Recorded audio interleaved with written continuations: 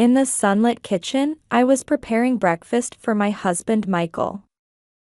Through the windows of our new condominium, I could see the light shimmering on the Charles River. The ingredients laid out on the stainless steel kitchen counter gleamed in the morning light.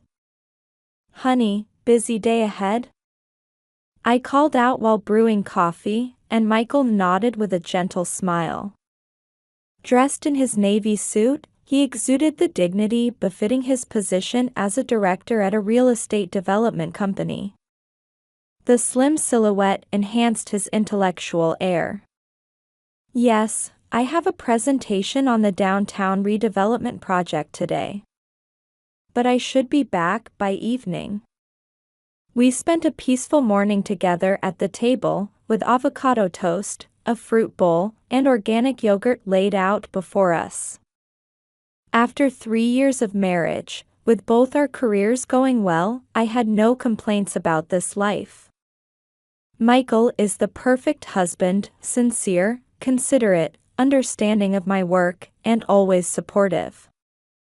On weekends, it had become our routine to select ingredients at the nearby Whole Foods and enjoy cooking together. Sometimes we'd invite Michael's mother Carol over for lively dinner parties. However, when I think about my own family, I feel a tightness in my chest. My mother and sister Pamela live together in our old family home. The aging house in Somerville was losing its once orderly appearance. Pamela, who had been divorced, favored an extravagant lifestyle and was consumed by gambling. It wasn't uncommon to see her heading to the casino with a new Gucci bag in hand. Despite having her retirement funds from her career as a high school teacher, Mother kept giving in to Pamela's endless demands. "Rachel, there's a church charity event this weekend. You'll attend, won't you?" During Sunday brunch, Michael's mother Carol extended the invitation. Activities at First Church in Cambridge were central to social life in this area. As a prominent figure in a local real estate dynasty, she wielded considerable influence in social circles. Living in a historic mansion on Brattle Street, Carol had become more of a mother to me than my own. We shared Sunday brunch at Carol's mansion every week. The time spent discussing local happenings and future dreams while gazing at the well-maintained garden created precious memories. Lately, something had been bothering me. My sister Pamela had suddenly started showing up at our house frequently. Dressed in flashy designer brands and wearing excessive makeup, she would act overly familiar with Michael. Watching her touch his arm or whisper in his ear made me feel uneasy. "Hey, Michael, real estate development must be really profitable these days, right?" The other day, Pamela had posed such a blatant question. As she leaned in with her glass in hand, speaking in a seductive voice, I could see a calculating look in her eyes. Mother, as always, showed blind support for Pamela's behavior while maintaining an icy attitude toward me. Still, life with Michael was fulfilling. My career as a marketing manager at a luxury boutique hotel in Kendall Square was going well too. On my days off, I enjoyed my hobbies like yoga and gardening, living peaceful days. One day at my Kendall Square office, I was carefully checking my laptop screen. A special dinner reservation at the Charles Hotel, a lily bouquet I'd ordered from the florist Michael's favorite, and an Omega watch I'd been keeping safe. Everything was perfectly prepared. I'd even found the finest Belgian chocolates online, carefully selected to match Michael's taste. "Mrs. Johnson, about your 4 o'clock meeting." When my secretary Jane spoke up, I waved her off. My eyes fell on the framed photo on my desk, showing Michael and me smiling together. "I'm sorry, but it's my husband's birthday today. I'll be leaving early." I smiled happily while carefully placing the presents in my bag. This would be Michael's third birthday since we got married. Last year I had to work late and couldn't celebrate properly, so I was determined to make this year extra special. As I left the office, my colleague Sarah avoided eye contact with an unnatural expression. But at that moment, I couldn't understand what it meant. Getting out of the taxi, I paused on my way to the condominium parking lot. Several unfamiliar cars were neatly lined up. BMWs, Mercedes, and that flashy pink Porsche, definitely Pamela's car. All luxury vehicles. Mixed among Mother's church friends' cars, I recognized some belonging to Michael's colleagues. A small worry began to grow in my chest. My finger trembled slightly as I pressed the elevator button. My reflection in the mirror suddenly looked lonely. The moment I stepped into the hallway, I could hear lively conversation and laughter coming from behind the door. The pop of a champagne cork. And that distinctive high-pitched laugh, unmistakably Pamela's. I could hear the sharp click of Christian Louboutin heels on the flooring. My hand stopped as I was about to insert the key. Behind the door, someone laughed loudly again. The evening light streaming through the windows cast long shadows in the hallway. My own shadow seemed to stretch distortedly, like an ominous premonition. Steeling myself, I opened the door to find an unbelievable scene. About 20 people were gathered in the living room. Luxury catered food was laid out, and Moët and Chandon champagne flowed freely. Mother's church friends, Pamela's flashy friends, and Michael's work colleagues. Everyone seemed to lose their words for a moment when they saw me. On the white marble counter sat an elaborate birthday cake. The candles flickered as if mocking my heart. In the center of the room stood Michael, glass in hand. He wore the same navy suit from this morning. I could see the coffee stain I'd made on his left hand. And next to him, pressed close against him, stood Pamela. My sister, dressed in a deep red Hervé Leger bodycon dress, carried herself as if she owned the place. Around her neck, Mother's heirloom diamond necklace sparkled. Dorothy, my mother, was the first to notice my presence. Her expression tensed for a moment before quickly turning to smile at those around her, as if nothing had happened. Adjusting the collar of her Chanel tweed jacket, she looked me up and down appraisingly. "Oh, Rachel. How unusual for you to come home early." Her voice carried an icy coldness. The room's atmosphere seemed to freeze for a moment. Just then, Pamela seductively pressed her lips to Michael's cheek. After a kiss that lasted too long, her bright red lipstick left a mark on his cheek. My sister turned to give me a smirk. "Oops. Busted." Her voice carried a triumphant tone. As her manicured fingers lightly stroked Michael's collar, my heart clenched. The room's atmosphere froze. Conversation stopped, and all eyes focused on me. Michael's face turned pale.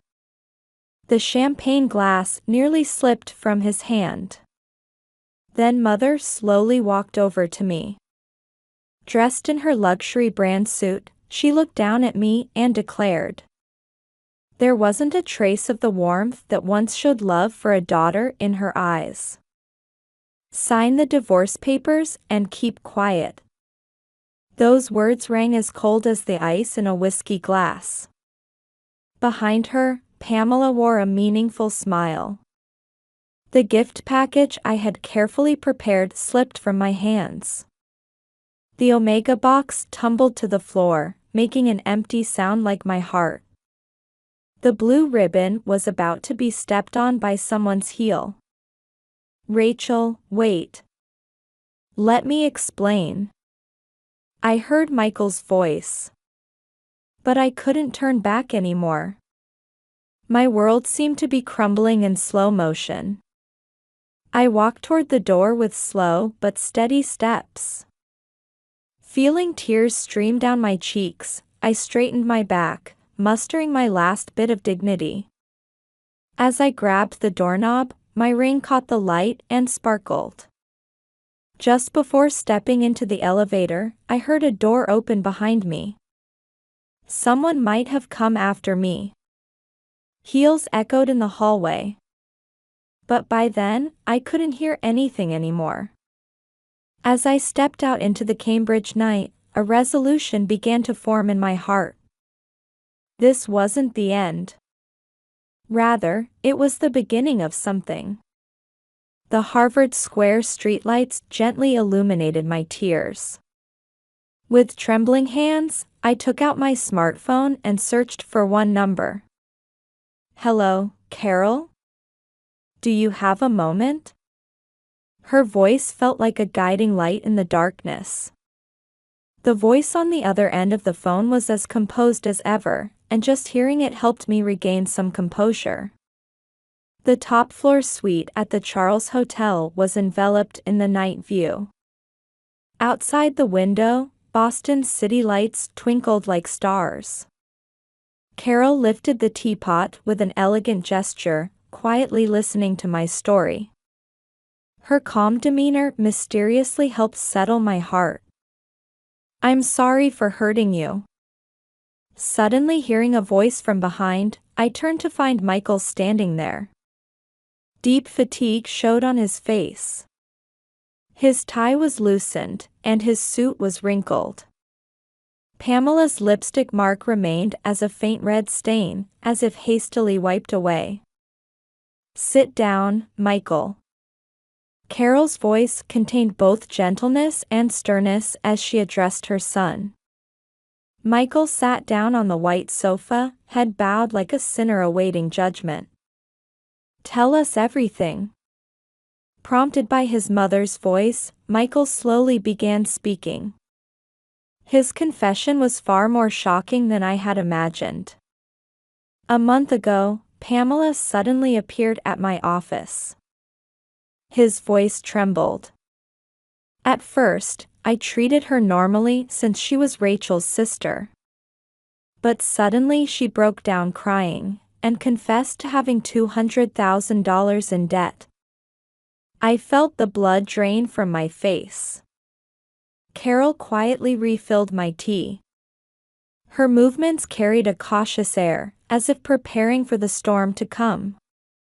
She had apparently lost big money gambling. The debt was from illegal casinos, and the collectors were coming even in the middle of the night. Michael's voice trailed off. Outside the window, an ambulance siren wailed. And Dorothy's retirement funds had already run out. Carol furrowed her brow. The leather of the luxury sofa creaked slightly under her fingers. Mother's retirement money. My voice rose involuntarily. There was no way the retirement funds could have run out so quickly. Yes, according to Pamela, it was all used up paying off gambling debts. Dorothy seems to have provided everything to protect Pamela. Carol's voice carried a controlled anger. Then she proposed a deal to me. Michael continued with difficulty. She said she'd cancel the debt in exchange for confidential information about the company's new projects. The room's atmosphere froze for a moment. Outside the window, MIT's dome rose against the night sky. I refused. But she wouldn't give up. She called every day, showed up at the office. Michael's voice broke off. Sweat had appeared on his forehead. And then even Mother started taking part. I shuddered involuntarily. Carol quietly set down her cup and looked straight at Michael. Mother took Pamela's side and pressured me, saying things like, "It's only natural to help your sister's family and you should be able to provide some information." That's when I finally understood the reason for Mother's abnormal obsession. Her blind love for Pamela had clouded even her reason. But why have a party like today? At my question, Michael's expression turned pained. Pamela said it was her last resort. If I didn't cooperate, she'd tell Rachel everything. But that wasn't a threat against me. What do you mean? Pamela said she would destroy Rachel's happiness. Today's party was the execution of that threat. Mother participated too, in front of everyone. Carol slowly stood up. She was filled with the dignity of the Brown family matriarch. Michael, your judgment in refusing was correct. But hiding things was wrong. At those words, Michael bowed his head even deeper.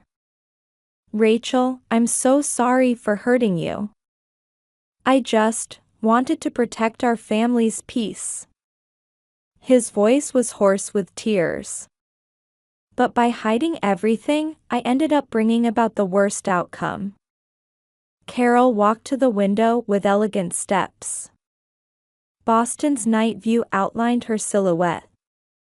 This is no longer just a family dispute. Her voice rang cold as ice. Illegal gambling, selling corporate secrets, and today's despicable act.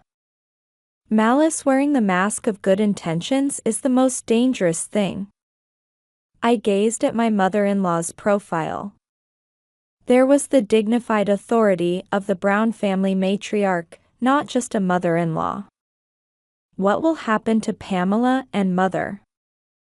To my question, Carol smiled gently. Don't worry. I will handle everything appropriately. Her voice contained unwavering determination. Outside the window, moonlight rippled quietly on the Charles River. Now then, you two. Tomorrow begins a new life. From here, our counterattack begins. Right after Sunday service at First Church in Cambridge, an unusual tension enveloped the church. Carol quietly stood up and gave a small nod to the pastor. Her gesture showed her resolve for the punishment about to begin. I have an important announcement for everyone. Carol's voice echoed through the church where stained glass light filtered in.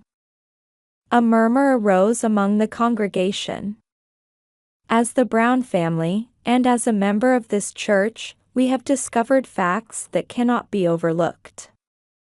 Mother, sitting in the front row, turned pale. Pamela was nowhere to be seen today.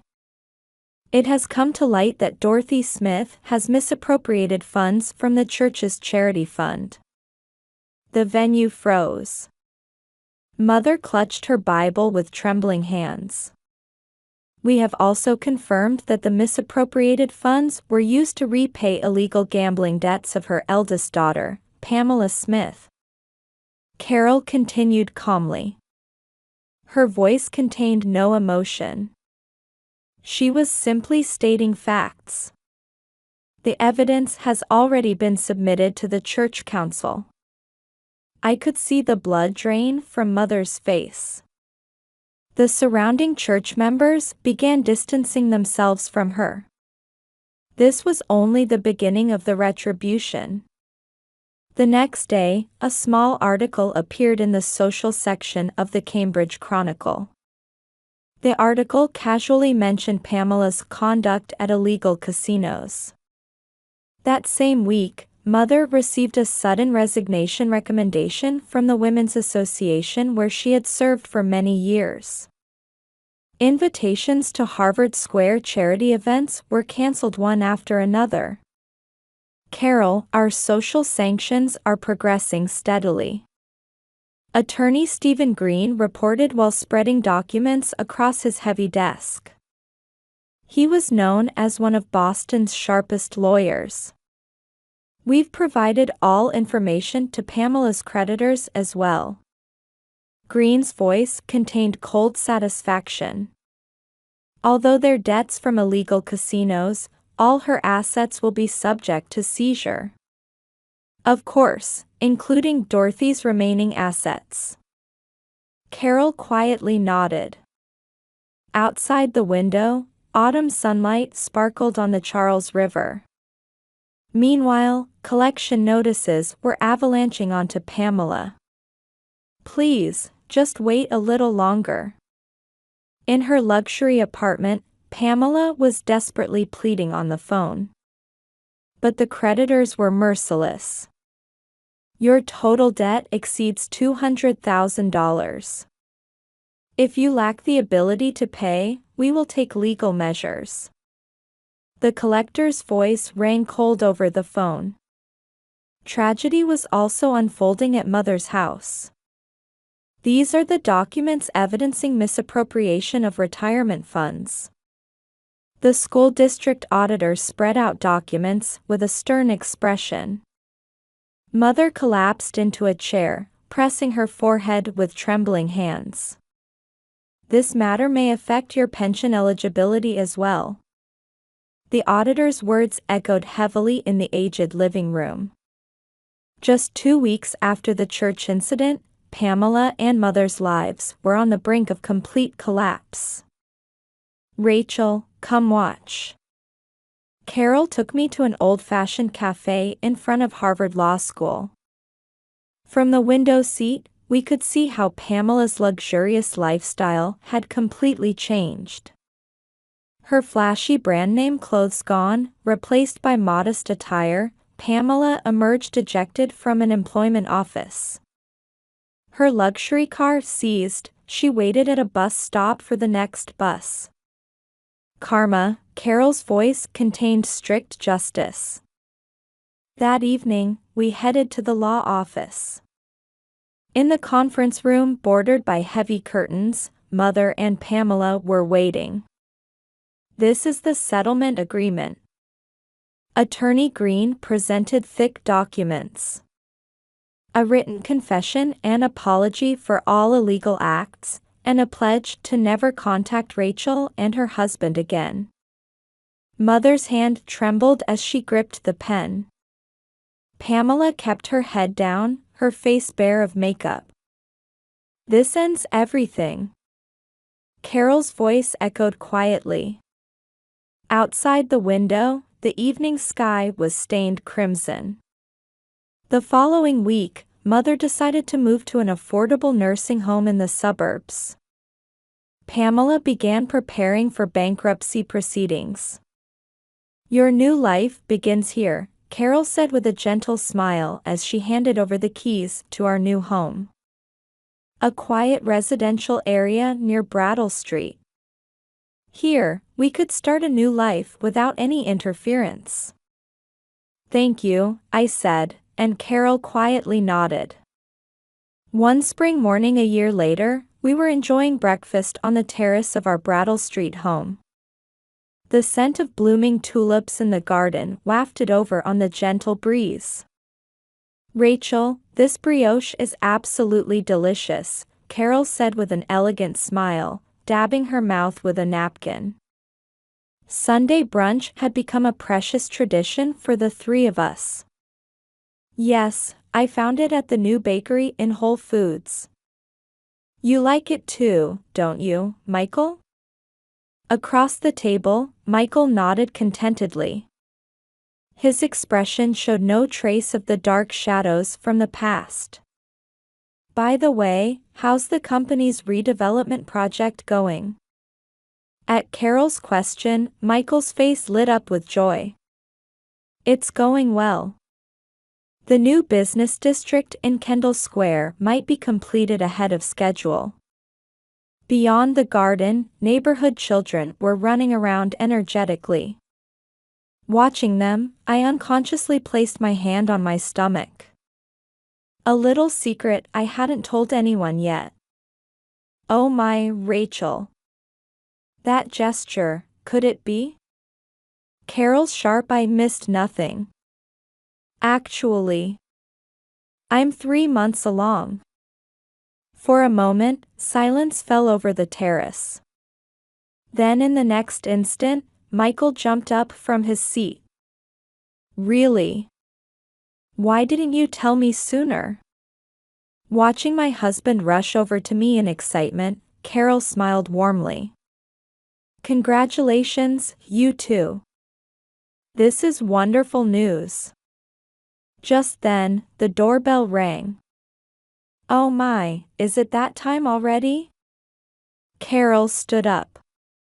Sunday at 11 a.m., time for service at First Church in Cambridge.